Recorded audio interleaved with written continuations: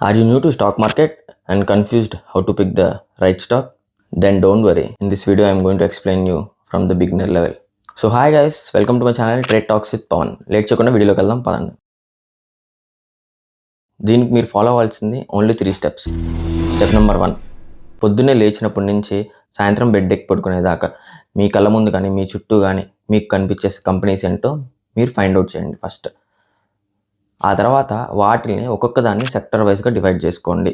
అంటే ఏది ఏ సెక్టర్, ఒకటి ఆటో సెక్టారా, కార్స్ వెహికల్స్ అయితే auto sector, money banking finance related companies అయితే బ్యాంకింగ్ సెక్టార్ అని, ఫుడ్ సంబంధించిన అయితే ఫుడ్ సెక్టార్ అని, అలాగా మీకు కనిపించే కంపెనీస్ని వాటి యొక్క కేటగిరీస్ ఆర్ సెక్టార్స్లోకి ఫస్ట్ డివైడ్ చేసుకొని పెట్టుకోండి ఫస్ట్.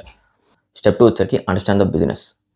అంటే ఆ బిజినెస్ యొక్క రెవెన్యూ మోడల్ ఎలాగా, ప్రాఫిట్స్ ఎలా జనరేట్ చేసిద్ది, దానికి గ్రోత్ ఎలా ఉంది ఫ్యూచర్లో, ఇలాగా ఈచ్ అండ్ ఎవ్రీథింగ్ తెలుసుకోండి ఫస్ట్. స్టెప్ 3 వచ్చరికి select the best performing company in that business. అంటే ఫర్ ఎగ్జాంపుల్ బ్యాంకింగ్ సెక్టార్ తీసుకుందాం. మీ చుట్టూ మీకు కనిపించే బ్యాంక్స్ అంటే ఎక్కువగా ఎస్బీఐ లేదంటే హెచ్డిఎఫ్సి, ఐసిఐసిఐ. నెక్స్ట్ ఏం చేయాలంటే ఈ కంపెనీ ఫ్యూచర్లో సస్టైన్ అయిద్దా లేదా, అంటే ఫ్యూచర్లో దీనికి రెవెన్యూ రెవెన్యూ జనరేట్ చేసుకోగలిద్దా లేదా అనేది మీరు కనుక్కోవాలి. అంటే ఇప్పుడు ఎస్బీఐ ఉంది, చచ్చేదాకా ఈ ఇండియాలో అందరం పోయేదాకా ఎస్బీఐ అకౌంట్ అయితే అందరి ఇళ్లలో ఉండేదిగా. ఒక గవర్నమెంట్ బ్యాంక్ ఏదైనా కావాలనుకుంటే ప్రతి ఒక్కరు ఎస్బీఐగా ప్రిఫర్ చేసేది. సో ఎస్బీఐకి ఫ్యూచర్లో గ్రోత్ అనేది ఉంది.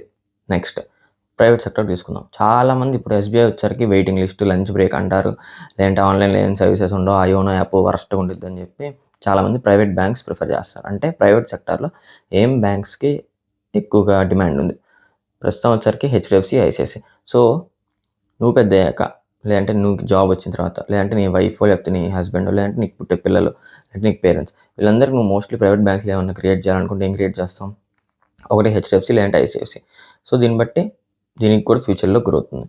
సో ఇలాగా ఒక్కొక్క సెక్టార్లో ఉన్న బెస్ట్ కంపెనీస్ని మీరు ఫైండ్ అవుట్ చేసి ఆ కంపెనీకి ఫ్యూచర్లో గ్రోత్ ఉండిద్దా లేదా, అర్థమైందా?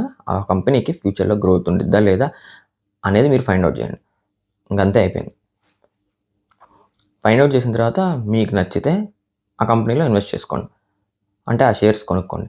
లేదు ఆ కంపెనీ యొక్క షేర్ ప్రైస్ వచ్చేసరికి చాలా ఎక్కువగా ఉంది, నెక్స్ట్ థింగ్ మీరు ఏం చూసుకుంటారంటే సెకండ్ లెవెల్‌లో ఏ కంపెనీస్ అయితే పర్ఫార్మ్ అవుతున్నాయో ఆ కంపెనీస్ చూసుకోండి. ఫర్ ఎగ్జాంపుల్ బ్యాంకింగ్‌లో వచ్చరికి ఐడీఎఫ్సీ పేరు అనేది బాగా వినిపిస్తుంది ఈ మధ్య. ఎలాగా ఐడీఎఫ్సీ బ్యాంక్ ఈ మధ్య బయట ఎక్కడ చూసినా ఏ ఎలక్ట్రానిక్ గ్యాడ్జెట్ కొనాలన్నా, లేదంటే ఏ హోమ్ అప్లయన్స్ కొనాలన్నా, లేదంటే క్రెడిట్ కార్డ్ ఏం కొనాలన్నా సరే ఈ మధ్య ఐడీఎఫ్సీ ఫస్ట్ బ్యాంక్ అనేది బాగా వినిపిస్తుంది.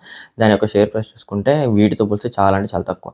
సో మీకు అంత పెట్టి నేను కొనలేను, 2000, 1000 పెట్టి షేర్ ప్రైస్ పెట్టి అంత పెట్టి నేను కొనలేను అనుకున్న వాళ్ళు ఈ తక్కువలో దొరికే షేర్స్ ఉంటాయి చూడండి, లైక్ ఐడీఎఫ్సీ ఇలాంటివి మీరు కొనుక్కోవచ్చు. ఇలాంటివి కొనుక్కుంటే తక్కువలోనే మీరు ఇన్వెస్ట్ చేయడం స్టార్ట్ చేయొచ్చు. మీరు కనుక ఈ 3 సింపుల్ స్టెప్స్ కనుక ఫాలో అయితే మీరు ఇన్వెస్టింగ్ స్టార్ట్ చేయొచ్చు. ఒకవేళ ఇన్వెస్టింగ్ బిగినర్ లెవెల్ నుంచి ఇంకొంచెం అడ్వాన్స్ లెవెల్కి వెళ్ళాలి అనుకుంటే నెక్స్ట్ మీరు నేర్చుకోవాల్సింది ప్రైస్ యాక్షన్ అండ్ కంపెనీస్ యొక్క ఫైనాన్షియల్స్. అవి మీకు తెలుసుకోవాలనుకుంటే wait for the next video. Thank you.